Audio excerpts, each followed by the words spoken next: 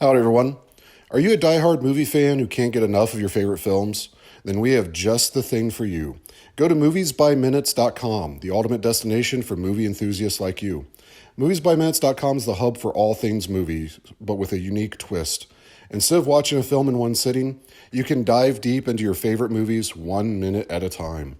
It's like getting an exclusive behind the scenes pass to your most beloved movies, and we break down iconic movies into bite sized episodes where our hosts dissect and discuss each minute of cinematic magic. Whether you're a fan of action-packed blockbusters, heartwarming rom-coms, spine-chilling thrillers, or even classic masterpieces, moviesbyminutes.com has a podcast series for your every genre and taste. Get ready to enhance your movie watching experience like never before. Moviesbyminutes.com. It's like having a front row seat to the magic of the silver screen, 1 minute at a time. Don't miss out on this cinematic adventure, folks. Visit moviesbyminutes.com today and unlock a whole new dimension of movie appreciation.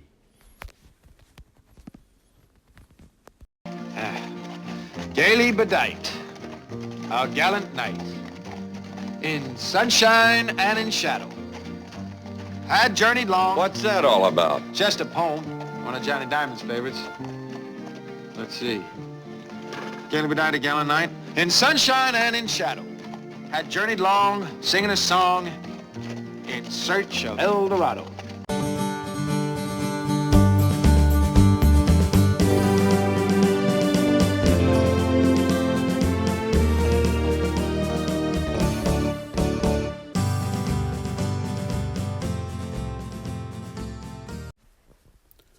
Howdy, everyone. Pull up a chair, kick up your boots, take a sip on a nice cold drink. It's Dorado, the Season 3 of Support Your Local Podcast, where we take a look at the 1966 John Wayne classic El Dorado, one chapter at a time. I am your host, as always, Robert Smith, coming to you from beautiful Tombstone. Yes, that one. Today we'll be taking a look at Chapter 9, Joey McDonald. We left off last chapter with Mississippi going to get a better look at that gun pointed at him. And we start our scene with a very familiar hat poking itself into the doorway of what looks like a barn. He comes all the way in before pulling the Swede blaster from his holster. Now, if I knew that when I walked by there was somebody in there with a rifle pointed at us, and I had even gone there to see why someone had a gun pointed at me, and I had just been involved in a very bloody shootout, and a witness to a follow-up shootout with the bad guys, don't you think he would have had his gun pulled out and ready ready to go from the start? Just asking. He creeps behind a saddle laying on a sawhorse, and he spotted the prospective gunner still looking out the window. Mississippi creeps closer, and this time he's going beside a wagon, and I'm not sure how the hell this person isn't hearing him on all the straw strewn around the floor. He finds a tin cup sitting on a shelf next to him, and he tosses it across the stable away from where he's at. And that clanging finally catches the attention of the wannabe shooter. And as they turn to check out the noise, we see that in the coat and under that hat is a very, very familiar face. The gunner starts creeping up with their rifle towards the noise of the cup, and they look like an enemy in like a Metal Gear Solid or a Medal of Honor game. You know, that half-crouched way of walking, and We see Mississippi come around the wagon and go pouncing on the gunner. And first thing I notice is he only has to take like 3 steps to get there. So definitely should have been able to hear Mississippi creeping around. You know, especially when he was practically standing over their shoulder, for Pete's sake.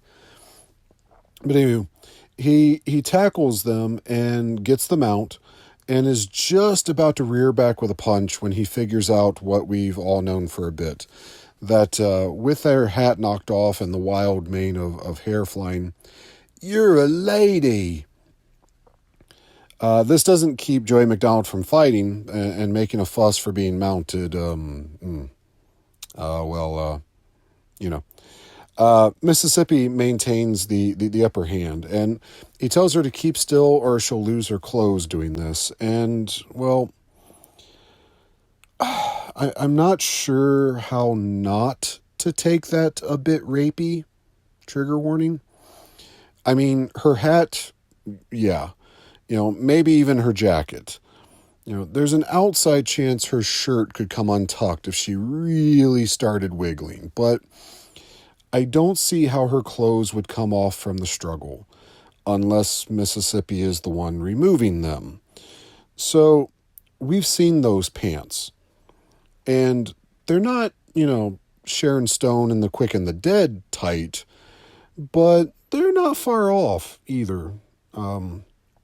It's just an interesting threat, and that's all I'm saying. But the threat is enough, however, because Joey admits defeat, and she starts picking pieces of straw from her face.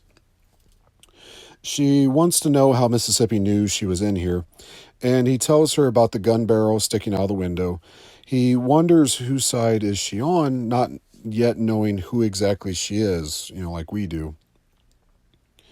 She tells him she wanted to kill Bart Jason, but they had surrounded him too well for her to get off a shot. And I of course, I found this interesting because, as we mentioned in a previous episode, all she would have had to do was shoot him from the saloon window, the sidewalk, pretty much anywhere except where she was when they finally got their act together and kept a cover on all sides.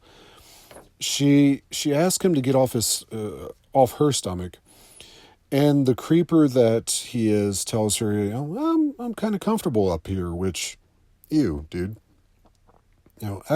After another struggle, they both settle enough for her to tell him, she's Josephine McDonald.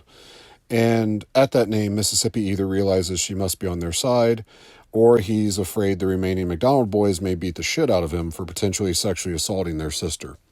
Either or. He picks her up to her feet, and they begin to brush the dirt and hay and probably a bit of horse shit off of themselves. And she fluffs her very voluminous mane as he dusts off his hat. And she notices it and says, because of the hat, she recognizes him as one of the ones that escorted Jason to the jail. Why do you wear that silly thing? She asks, which, guys, it's just a hat. It's a hat. And he says it was given to him by an old Cherokee medicine man who told him that as long as he wore it, people wouldn't ask him fool questions. And it's a nice little, hey, screw you. But in hearing it made me wonder, is there an alternative universe where Mississippi is like a Joker character, like Joker from the Batman? Hear me out on this. He wears clothes that others find funny. He's good with a knife. He goes up to his victims, and instead of having a different story every time, asking them if they want to know how he got those scars, he asks them, want to know how I got this hat. Hashtag James Caan Joker. If only he was still with us. During all this, Joey McDonald remains on screen, and I can easily see why she was an actress. Michelle Carey is a very beautiful woman with the big hair and very, very emotive eyes. I mean, it's the same hair you think of the time frame, like Barbarella, Planet of the Apes, very Raquel Welch like in its look, and it works for her. Let's be honest. And, Mississippi asks why she keeps her mane or her hair like a wild Mustang. And, one that needs a comb and a brush. And she rightfully hauls off and slaps him for this because, damn, dude, now, trigger warning. Mississippi hauls off and slaps her right back. It happens. Sorry. It's one of the unfortunate things in our older movies. He then warns her to stop that because he can hit a little harder than you. And I wonder, we see them facing each other, and Joey is only a few inches shorter than Mississippi. I mean, her eye line is his mouth and nose. So if it's true that James Caan was wearing lifts in his boots to kind of match up with the Duke and Robert Mitchum. Well, maybe that hair of Joey's puts her the same size as him. Just saying. With rightful fury in her eyes, we get a damn you from Joey, which I found surprising. Not that she'd be mad at him for hitting her. That's rightful. But that they'd have someone say a word like that. And I know it's mild, but like, hey, this is around the time that you couldn't even have married folks sharing a bed in shows. So like the censorship is real during this time frame. So I just found it a little bit interesting. Mississippi pleads with her that, hey, if you're a McDonald, then, we're on the same side. And she uncharacteristically, easy for me to say, it's almost like, cinematographer. She softens her expression and says that, she shouldn't be hitting him, she should be thanking him. And if this was a different movie or a different type of movie, ... But alas, this is no bull blowing his bugle. She asks for her rifle back, and Mississippi wisely tells her, "No, I'm going to hold on to this until I can verify that you are who you say you are, and I know that you are who you are, think you are, and say you are."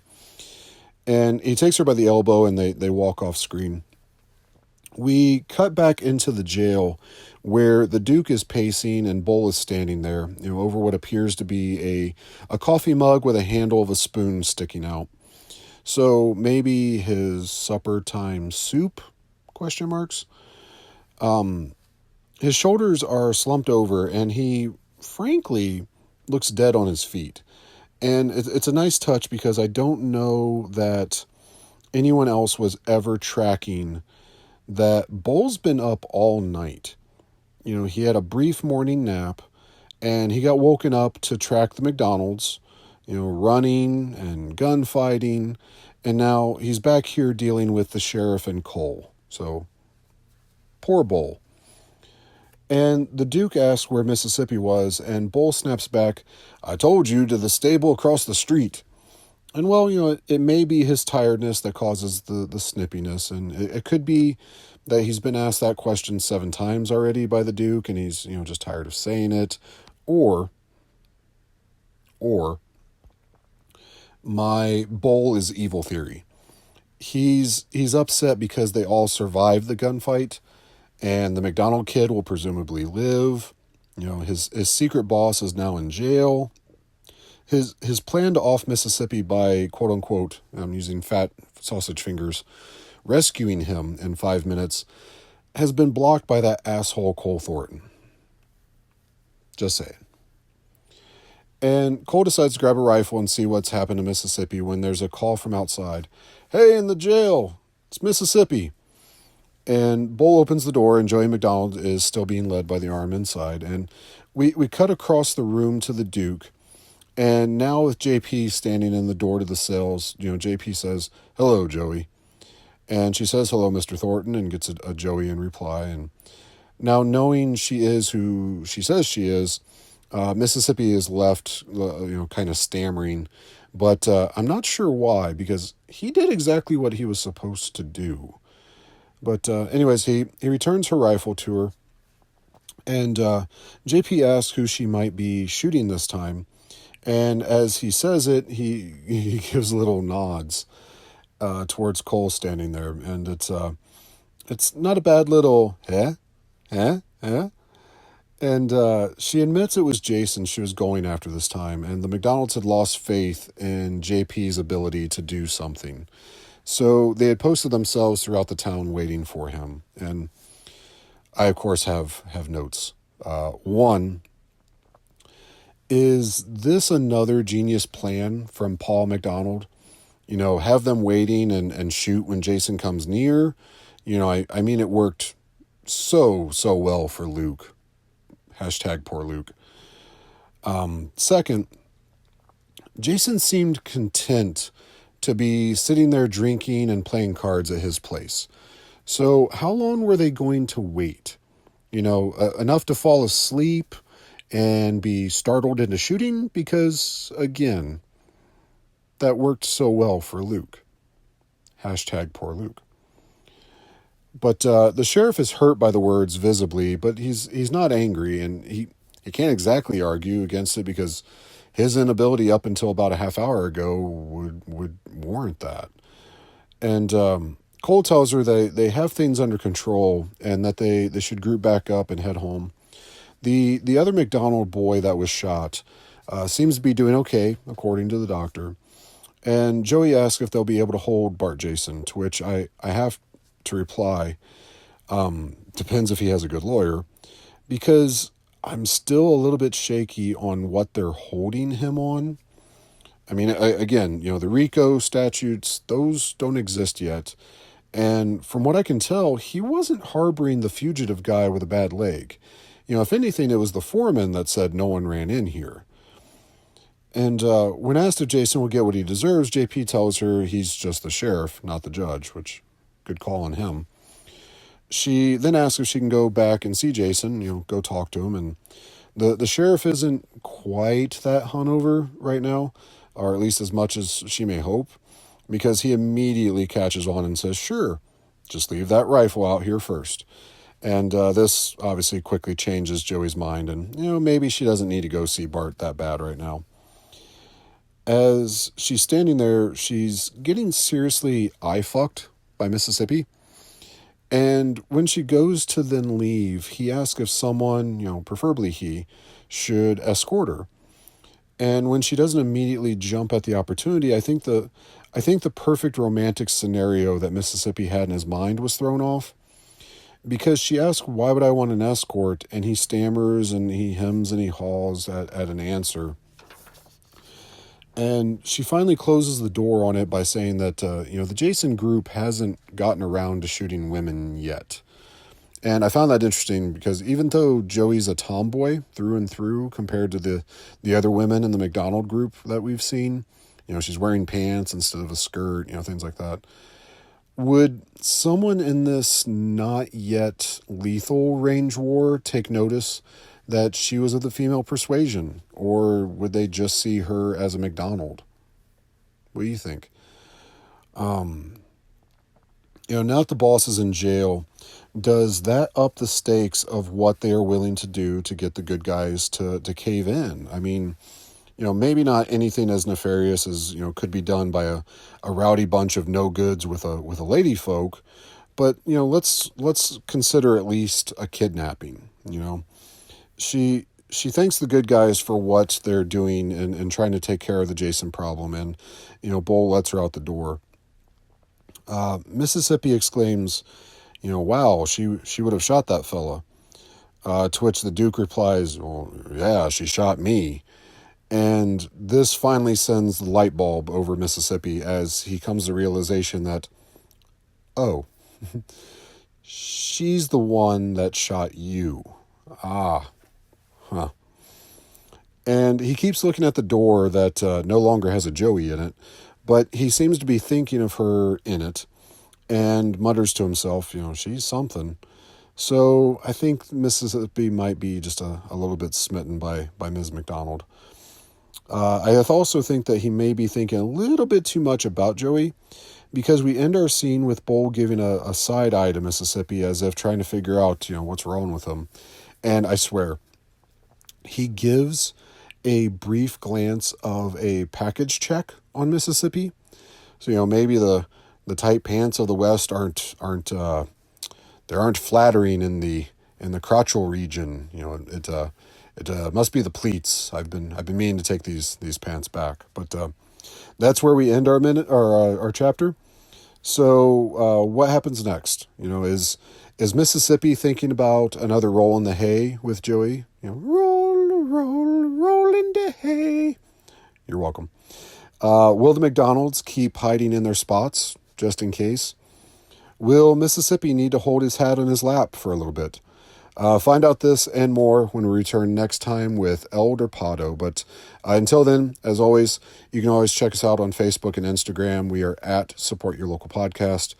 Please take the time to like and follow us there. If you have a free moment, something that is absolutely free, but you can help me out a great deal with, is rating and reviewing us on whatever podcatcher you find us on.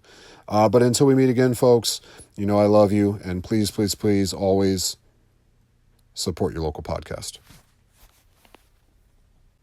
And when his strength failed him at length, he met a pilgrim shadow. Shadow, said he, where can it be? This land called El Dorado.